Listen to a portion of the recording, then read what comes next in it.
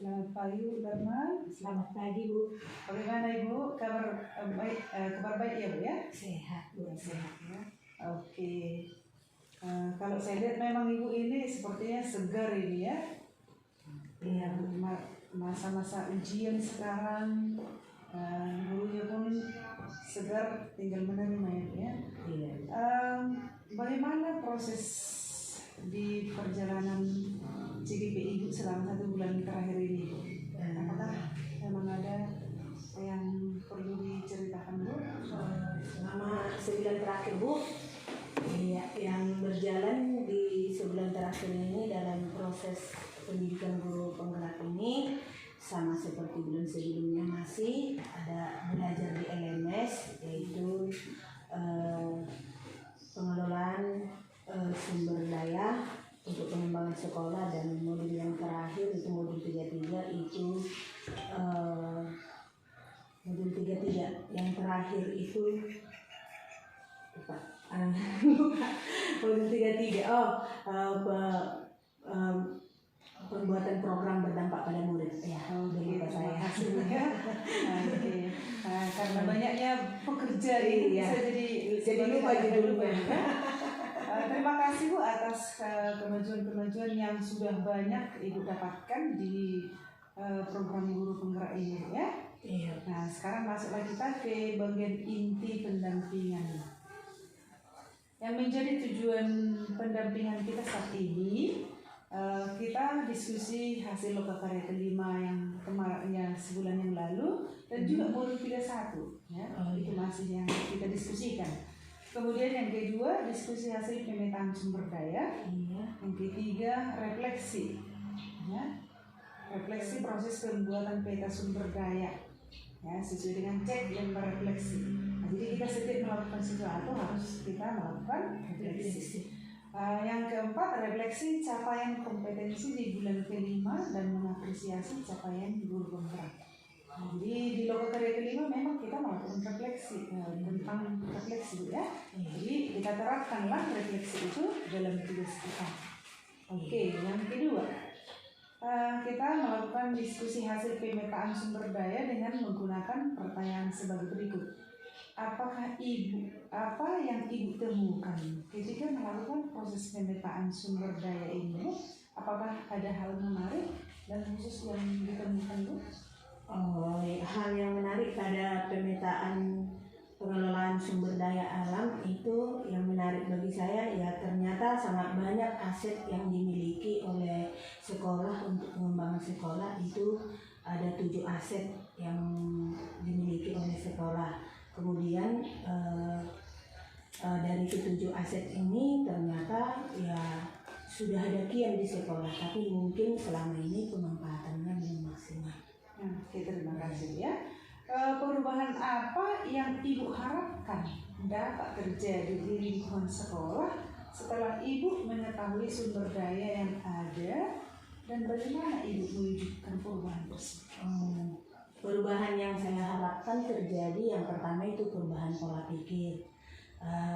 Yang sebelum saya mempelajari modul 3 ini, pada umumnya kalau di sekolah itu fokus pada masalah yang terjadi. Jadi ada dulu masalah baru dicari solusinya.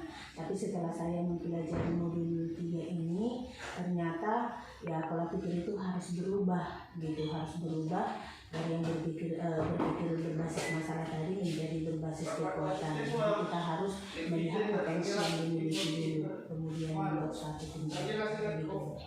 Oke, terima kasih ya. Nah, jadi tanpa ada masalah bisa terjadi perubahan. Bisa seperti itu ya. Oke. Lalu bagaimana Ibu akan menggunakan hasil pemetaan yang diperoleh untuk memaksimalkan potensi sekolah ini? Cara menggunakannya, yang pertama harus kita identifikasi dulu secara detail aset yang dimiliki itu, kemudian berkolaborasi dengan semua pihak yang terkait dengan pemanfaatan sumber daya alam tadi, sumber daya itu tadi, aset-aset tadi. Ya, ada kolaborasi juga ya, dipetakan baru ada kolaborasi. Ya. Oke, yang kita masuk ke materi yang ketiga, yaitu refleksi proses pembuatan peta sumber daya yang dengan menggunakan pertanyaan sebagai berikut ya. Melakukan refleksi. Bagaimana proses Ibu dalam menemukan atau mengidentifikasi sumber daya yang ada di sekolah Ibu? Prosesnya. Prosesnya yang pertama ya melakukan pemetaan dulu, pemetaan kemudian dianalisis secara detail apa pemanfaatannya untuk apa gitu. Kemudian yang terakhir tadi berkolaborasi, dan ini juga sesuai dengan tagihan-tagihan yang ada di LMS, jadi kita sudah lakukan sebatas itu. Oke, terima kasih. Ada dasar untuk melakukan pemetaannya ya. Lalu apa saja kendala dan tantangan yang Ibu hadapi saat melakukan identifikasi sumber daya sekolah dan bagaimana Ibu mengatasinya? Tantangan kendala. Kendalanya itu di bagian aset finansial. Ya. Itu penggunaan dana BOS, berhubung karena saya juga kurang paham juknis dari penggunaan dana BOS ini, jadi kendalanya nanti kalau misalnya kita mau memikirkan sesuatu untuk membuat program ke depan, ya harus kita tahu dulu ini apakah memang bisa diajukan pembiayaannya ke dana BOS atau bukan gitu. Jadi cara mengatasinya saya buat, saya pikirkan sekarang program yang berdampak pada murid itu, tapi yang sebisa mungkin jangan berhubungan langsung dengan ini gitu, yang berhubungan langsung dengan penggunaan dana itu gitu, yang lebih sederhana lah gitu. Sederhana ya. Apa memang pernah Ibu coba berhubungan dengan finansial itu berbicara dengan kepala sekolah Ibu? Sejauh ini belum Bu, karena memang belum diaksi nyatakan. Oke, masih rencana ya. Jadi kalau misalnya ada nanti tantangan, bisa juga kolaborasi juga dengan kepala sekolah, dengan teman juga ya. Bagaimana perasaan Ibu ketika berhasil mengidentifikasi sumber daya sekolah itu, Bu? Perasaannya senang dan tertantang. Ya senangnya ya saya tertarik tadi seperti yang saya katakan di awal, ya ternyata sangat banyak aset yang dimiliki sekolah gitu. Kemudian tertantangnya ya saya memang harus benar-benar merubah pola pikir saya dari berbasis masalah tadi menjadi berbasis kekuatan. Oke, terima kasih ya. Apa pertimbangan Ibu dalam menentukan sumber daya sekolah itu? Pertimbangannya ya harus benar-benar kita melakukan pemetaan itu, baru menganalisisnya itu memang secara detail, penggunaannya secara optimal, harus bisa semua pihak yang terkait di dalamnya harus optimal penggunaannya. Oke, terima kasih ya. Apakah terdapat hal lain yang dapat dijadikan sebagai sumber daya sekolah yang belum Ibu temukan dalam proses yang sudah berlangsung? Dari yang sudah dipetakan itu, yang selama ini yang memang masih sudah tersedia, yang masih sudah pengalaman pernah ada kerjasama. Untuk program selanjutnya seperti yang kami diskusikan di ruang kolaborasi saat itu, inilah pemanfaatan dari dunia alumni. Kebetulan karena sekolah ini kan masih 2007 baru berdiri, jadi belum banyaklah alumni-alumni yang sudah berhasil gitu. Jadi tetapi sudah dirancang nanti apabila ada alumni yang berhasil gitu di berkolaborasi dengan mereka, mudah-mudahan mereka bisa menyumbangkan materi baik ataupun bukan materi, entah sebatas motivasi gitu. Motivasi. Tapi untuk sejauh ini sudah ada sih Bu, cuma belum banyak gitu. Oke, terima kasih. Nah, itu rencana program itu yang sangat diharapkan dari kita, sehingga nanti itulah yang dilaksanakan ya. Yang keempat, refleksi proses pengambilan keputusan dengan menggunakan pertanyaan selanjutnya ya. Refleksi proses mengambil keputusan. Tadi refleksi proses pembuatan peta sumber daya. Oke, pertanyaannya, berdasarkan hasil pemetaan yang Ibu lakukan, bagaimana hal tersebut mempengaruhi proses pengambilan keputusan yang dilakukan Ibu? Aset yang sudah dipetakan itu ya sangat berpengaruh dalam pengambilan keputusan, seperti tadi yang saya jelaskan di sebelumnya ke program itulah. Jadi semua aset itu memang mempunyai pengaruh dalam pengambilan keputusan agar nanti keputusan yang kita ambil itu tidak berat sebelah, artinya semua pihak yang terlibat di dalamnya harus merasa senang dengan hasil keputusan itu, begitu Bu. Terima kasih Bu ya. Kebetulan di lokasi sekolah ini saya lihat ada yang perlu bisa kita lakukan perubahan. Apa bisa kita rencanakan untuk potensinya? Bisa dilihat nanti sumber dayanya ya. Nah, apa memang bisa nanti diprogramkan lebih menarik lagi sehingga para siswa juga semakin senang belajar di sini. Nah, itu juga bisa diprogramkan ke selanjutnya ya. Nah, tentang finansialnya tadi bisa berkolaborasi dengan kepala sekolah, bisa juga dengan alumni tadi, bagaimana supaya terjadi perubahan itu tadi yang mengubah sekolah ini ke arah yang lebih baik ini ya.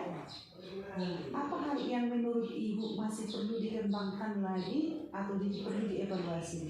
Ya, untuk dikembangkan kebetulan ini kan Bu, karena mau lagi ujian semester, jadi persiapan sebelum semester kemarin itu untuk pengambilan keputusan masih belum banyak aksi nyatanya.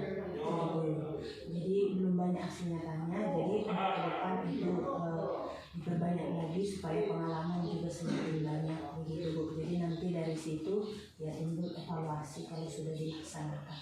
Oke, terima kasih Bu. Apa hal yang menurut Ibu mendukung keberhasilan dari keputusan yang diambil? Ya, yang mendukung yang pertama ya tadi yang aset itu sangat mendukung untuk keberhasilan suatu pengambilan keputusan, supaya keputusan itu tidak memihak gitu. Jadi semua yang terkait di dalam keputusan itu harus merasa senang. Ya.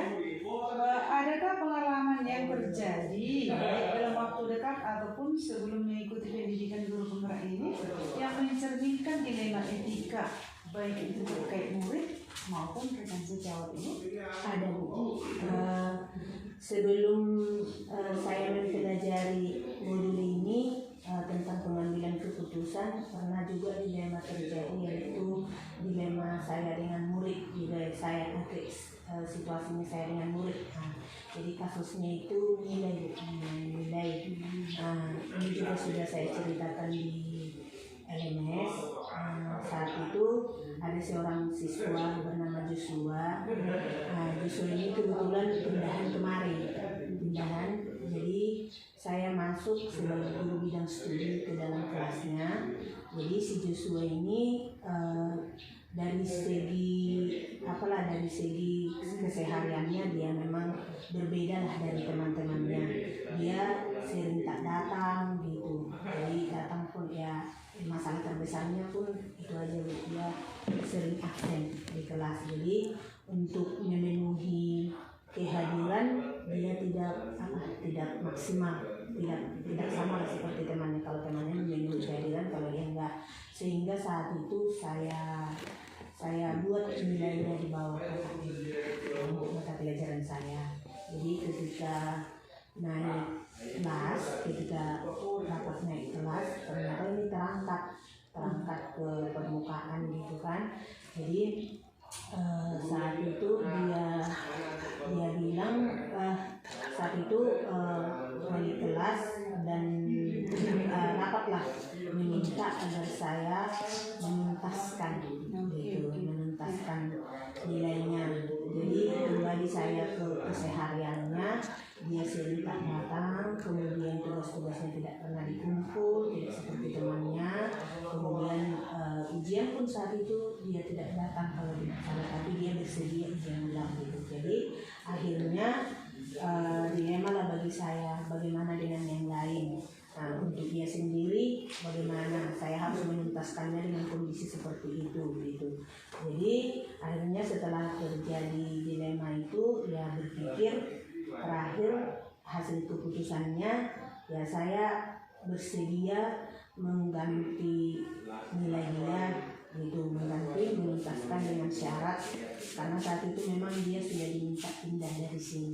Akhirnya dia pindah Bu, tapi saya tuntaskan nilainya dan dengan syaratnya dia menyelesaikan tugas-tugas tadi. Terima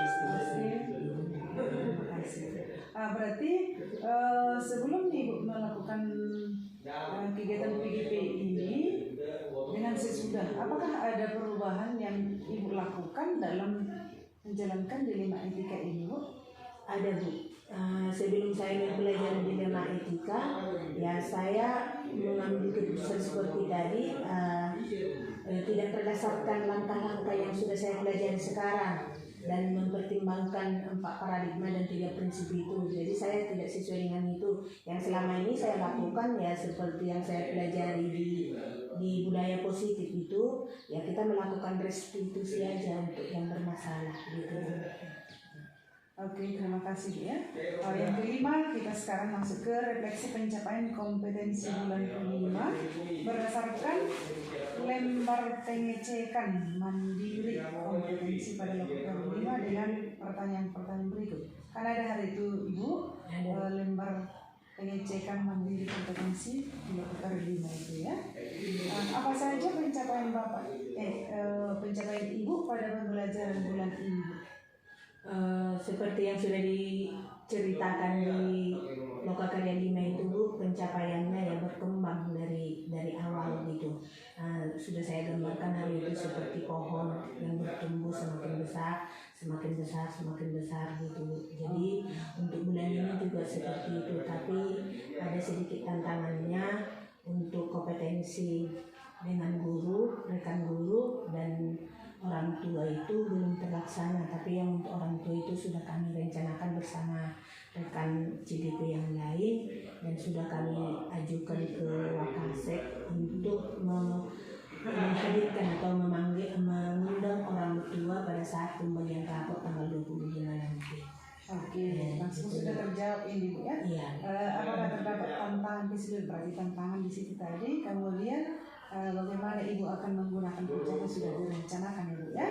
Oke, terima kasih atas diskusi kita pada saat ini. Semoga dengan sudah berlangsungnya kita di PGP ini sampai 6 bulan bisa semakin meningkat untuk pendidikan di SMA 1 kali ini ya, dengan kehadiran Ibu sebagai CDP di sini, dengan menggunakan sumber daya yang ada, kemudian dipetakan semua, dikembangkan, direncanakanlah semua apa yang melakukan atau apa yang akan dirubah di sekolah kita ini dengan pribadi kita ya, sesuai dengan yang sudah kita pelajari. Terima kasih banyak Ibu ya, semoga sehat selalu dan ketemu di Lokakarya yang ke-6. Tetapi sebelum kita masuk di Lokakarya 6 nanti, sudah bisa direncanakan apa nanti produk-produk yang akan dibawakan di Lokakarya 7 ya, sesuai dengan yang sudah kita pelajari. Apa hal-hal yang perlu dituangkan atau dibawa untuk kita tunjukkan, untuk kita promosikan. Inilah yang saya peroleh, inilah yang saya dapat selama saya melakukan PGP. Itu kita tunjukkan nanti, kita bawa nanti di Lokakarya 7 ya. Oke, sekian dan terima kasih.